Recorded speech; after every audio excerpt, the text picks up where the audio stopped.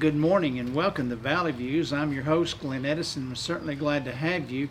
And as always, we're thankful for our sponsor, BTC Fiber, who host our program. And also we have some sponsors in Pikeville, Embers Ice Cream, Nickel Row Antiques, and White Wagon Bed and Breakfast. So we're thankful for those sponsors for our program. And today we have with us Courtney Lynch. She's candidate for the 12th Judicial District Attorney. So Courtney, it's good to have you today. Thank you for having me. Thank you for being with us. First of all, since maybe I know you've been around to a lot of the events. Yes. But let's give a little background on you. Sure. I grew up in Franklin County. So I went to Franklin County High School. After graduating from there, I went to the University of Alabama. Graduated summa cum laude with a business administration degree, and then decided to go to law school. I graduated from Vanderbilt Law School in 2001 and went into private practice there with a family law firm, and started a family. So I'm married to Brooks Lynch. We've been married 24 years next 24 week. years, And wow. we have an 18-year-old Isaac who just graduated from high school, and two twins, Evan and Olivia, who are 16. We've been members of the Winchester Church of Christ, lifelong members there, very involved in the community. So I've been an attorney a little over, 21 years. Was in private practice until I went to work for the state as an assistant district attorney in 2012.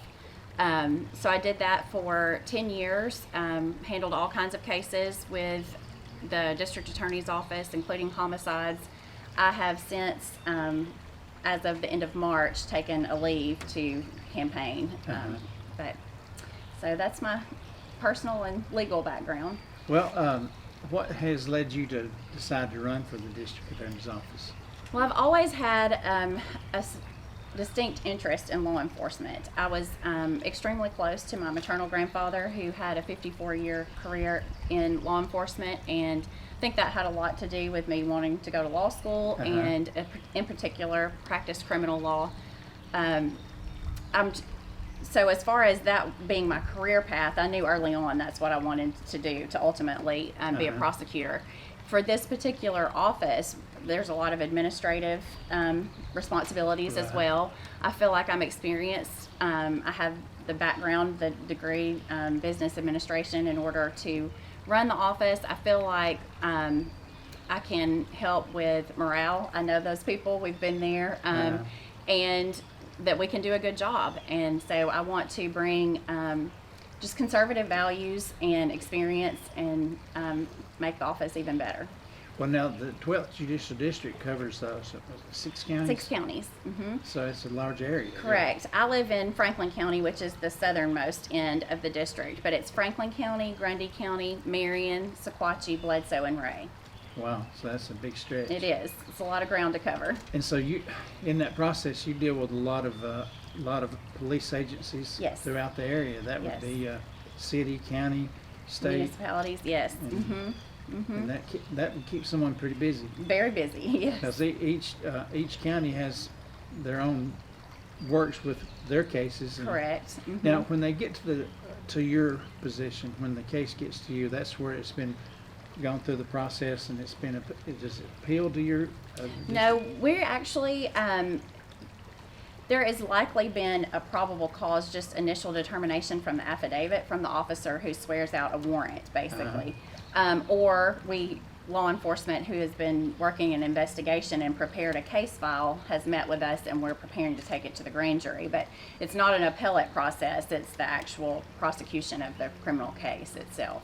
And of course, in your case, the district attorney, they deal with a lot of, I guess it's the wrong term, but rough cases. I mean, they're pretty tough cases. Yes, we handle everything from sessions court, from public intoxication to homicides. So in circuit court.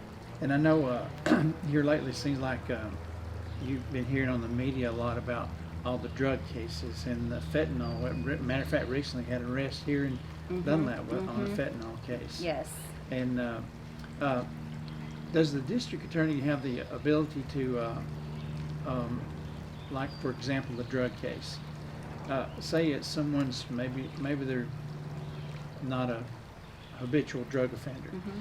Do they have the ability to say, hey, we want you to go to alternative, instead of going to jail or prison, they send them to alternative programs, rehab programs? As part of the plea negotiations, we can make those kinds of offers to their attorney or to them if they're not represented. Most of the time they have an attorney who will help kind of in that process if we're agreeable to that from the state's position, to find the right placement, the right fit for that person. That goes into consideration in those types of cases. Most people in the general public recognize the difference between your hardened career criminal drug dealer and your early 20s addict, street level addict, who, if we can intervene in that addict's life, not only are we affecting his or her life and their family, but it's for the betterment of the whole community. We're not paying for their incarceration over and over. We're not paying for their children in foster care.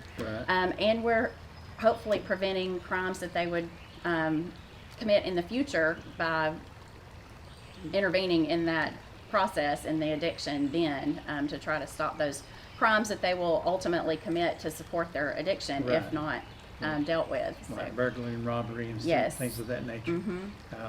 They kind of all go hand in hand. Absolutely. I mean, if you solve one, you go on to the Yes. it kind of connects the others. Well, are there some changes you'd like to see? I know you're probably kind of your office is kind of set in the way that they can do things, but are there some changes you'd like to see? Well, personally, I will. I think one difference is I plan to be in all 3 of those satellite offices very regularly. I just feel like in any kind of business or culture, there is usually a small percentage of the people that do the bulk of the work. I think the cliche you hear is like 10% of the people do 90% of the work. I think that can be remedied some with increased presence of management in those offices, but also in the courtrooms in the counties. Obviously, I can't carry a caseload like a regular, like an assistant district attorney, because there are administrative responsibilities. But by being either involved as a co-chair or a second chair with the assistants assigned to those counties in the high-level felonies and homicides, then I'm still in touch with what's going on in court, and the elected DA needs to know those things anyway in order to deal with the victims' families, to be involved in those cases, the decisions that are made there. So just trying to increase presence in the courtrooms in each county and in all 3 offices would be a major goal of mine as far as when I take office. And where are those 3 satellite offices? There's one in Franklin County, and that services the Franklin County courts.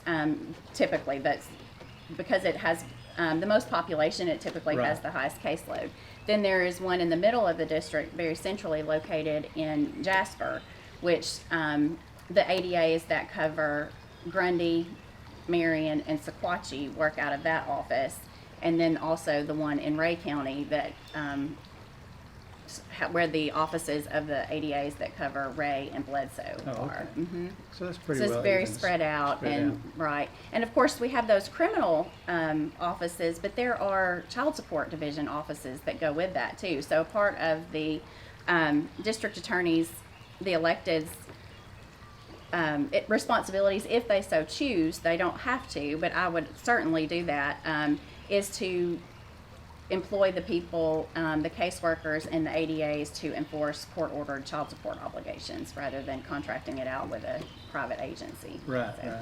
Well, that keeps them more involved and they would be able to know more than a contracted agency. Sure. Well,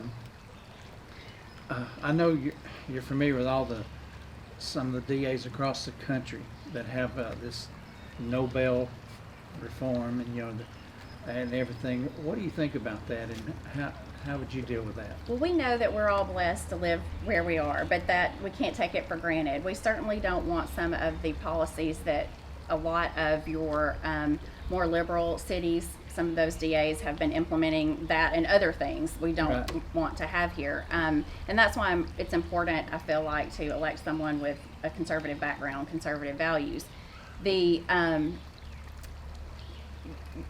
the bail reform that you're talking about, a lot of that has to do with your legislature, the statutes that are passed as far as then. So I don't know so much as if it would be a DA policy. That would certainly not be my policy.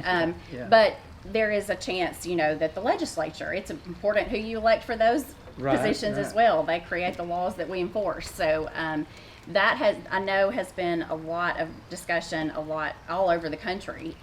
Well, I know there's just been a time where people are getting frustrated because those same people that they release are going back and committing crimes. And, they keep asking, why aren't they in jail? Right. So bail, of course, there are considerations based on the laws that the legislature passed that can go into what the type of crime, that person's background, those kinds of things in order to set bail. But it is supposed to be a consideration of only will they reappear in court, not anything to do with punishment. And so always the courts have been, very busy. We have large caseloads. After COVID, there was a huge backlog, and so it was taking longer. Judges in particular do not like to hold people pretrial incarcerated because they have not been convicted of that crime yet. So even if a bail starts out high, lots of times based on defense counsel's motions, arguments to the court, that will come down. If there's no plea worked out, of course we're setting trials so far out trying to, that's a long time for somebody to be out on bail. Oftentimes they do reoffend. Unfortunately, that creates more victims. It is a problem. I know that ADAs and defense counsel and judges are working to get those cases, to court to be litigated as quickly as possible. Of course, if they wouldn't commit the crimes, you'll have to worry about it. Right. Of course, that might cut down on your job, too. You might do more book work. Maybe so. Of course, that might be a blessing. Yes. I don't know. Maybe.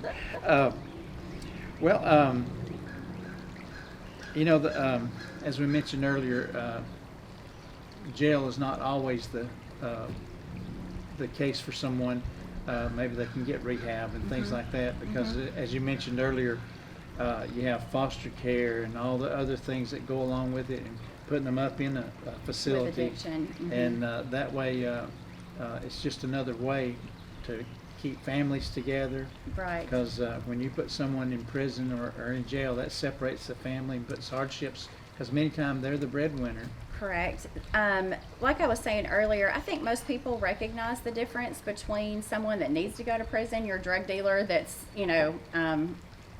a menace to our community, and then the young addict or someone that's made a mistake who has not had treatment before. Right. The important part of that, I feel like, is working with and giving our full support to those processes and facilities that have been proven to work. And so I'm all for giving someone that deserves it second chance. We don't want to turn into a third, fourth, fifth chance, but it's important when you're giving that second chance to give them the best shot by working with those methods that have been proven to reduce recidivism, like our successful recovery court in the district. I know with the new slate of judges that are coming in, there is at the general sessions level and at the circuit court level some talk, some desire to also maybe create like mental health or veterans courts. Those are issues that we run into a lot that don't pigeonhole right into some of the recovery court aspects. So there's talk of all kinds of things like that. That is also a very popular trend across the country, and for the reasons you're saying. It helps that person, but also the community at large if you can solve the ultimate problem. Well, and for a long time we didn't have rehab centers at all. That everybody just said, it was just jail. And now we do have rehab centers, but we don't have enough, seems like. There are a lot that, this kind of goes back to what I was saying about working with proven ones. There are a lot that crop up all the time. But as far as, especially if you're offering that as a plea negotiation or a plea offer in lieu of incarceration, you want to be sure there's the right supervision, that they're actually getting treatment and not just working to stay there, a moneymaker for that facility. So it's important to really know, like, where you're agreeing for them to go and what the atmosphere is and the conditions of their stay there. Well, I know there have been, like you said, shady ones that just want to make money, and True. they're not concerned about.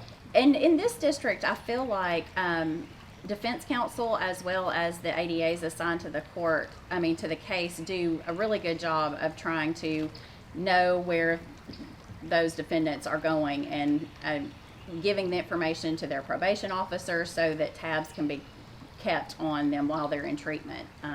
Because it defeats the purpose if they're Right. going and not getting the treatment. So Right, and even getting down into our schools, teaching our children, those are things that we need to be taught. The drug abuse. You want to get in there. I know we've had programs. As long as I was taught school, there were all kind of DARE and all these other programs, and but you need programs. it is important to educate youth, yes, absolutely, about just the risks, especially with the onset of what we were talking about earlier, the fentanyl drugs that are laced with, children need to know that you have no idea what is in whatever that is. Even if it looks like one thing, it very well may not be. Not that you should do any of it, but touching it can be lethal. So it's very important that they're educated as to the risks and the danger beyond addiction. It's kind of sad that our medical people have to and police have to take Narcan, and even if they're not aware and they touch something, it could get them. And, absolutely. It seems like the ones that do the drug or sell the drugs, they seem not to care it as long as they make their money. Absolutely. And, we don't know how far up that chain of supply goes, where, who knows and who doesn't. But you're right. It's all about money. A lot of that's coming across the border, but it is definitely here, and it's a huge problem in this district and everywhere. One of the things I would like to see would be the drug task force that is in the district work more closely with the district attorney's office to actually coordinate between more of the municipalities, their knowledge of what's going on in their communities, their counties, in all 6 counties, trying to gain knowledge from, the officers that are on the street actually working with the drug task force. They can't be everywhere in all the municipalities in all 6 counties, but it can kind of operate as a central unit for intelligence. Let them share things, especially between the municipalities in each county. It's important for them to know who the players are and what's going on.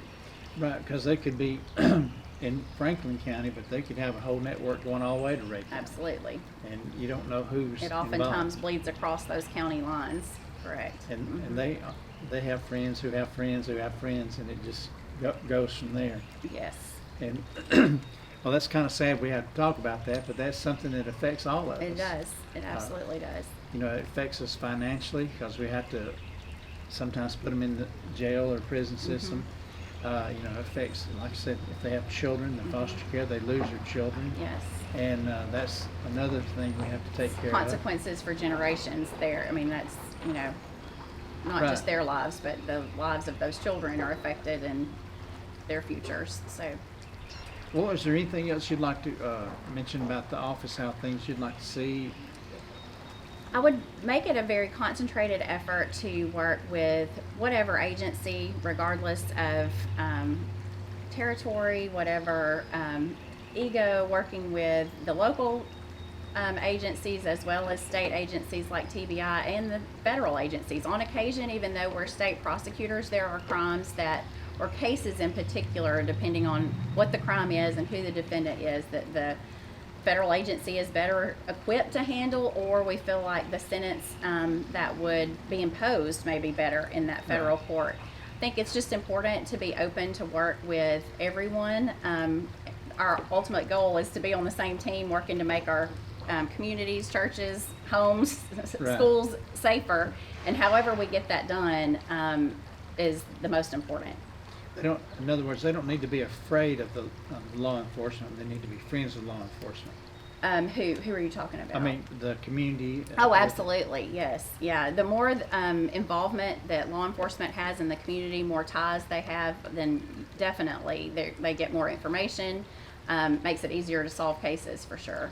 Yeah, and like in your case as a district attorney, when you have like a small law enforcement, like Dunlap, for example, or Pikeville, where you have a small number, and then they come across something that's actually something really big, they just happen to come upon it. That would help with the communication with your office. Sure. Because that would help y'all. Was there anything else you'd like to mention that? I would just thank you for the opportunity to be here. You can research a lot of my background on votelynch.com. I'm also on Facebook at Courtney Lynch for District Attorney. There's information there. I just ask you for your support, and as a person of faith, your prayers, and obviously your vote. I covered that on August the 4th in the general election. Well, appreciate you being with us today, Thank Courtney. you. I appreciate it. And as always, you can see our program on BTC Fiber's YouTube page as well as BTC Fiber's Channel 18. And again, don't forget our sponsors, BTC Fiber, as well as Ember's Ice Cream, Nickel Row Antiques, and White Wagon Bed and Breakfast. And until next time, have a great day. Hey everybody, this is Glenn Edison from Valley Views. We appreciate you watching our shows, and we would like for you to like, share, and follow us on Facebook, as well as like and subscribe to our YouTube page. Brought to you by Bledsoe Telephone Cooperative, your full-service telecommunications provider right here in the Sequatchie Valley.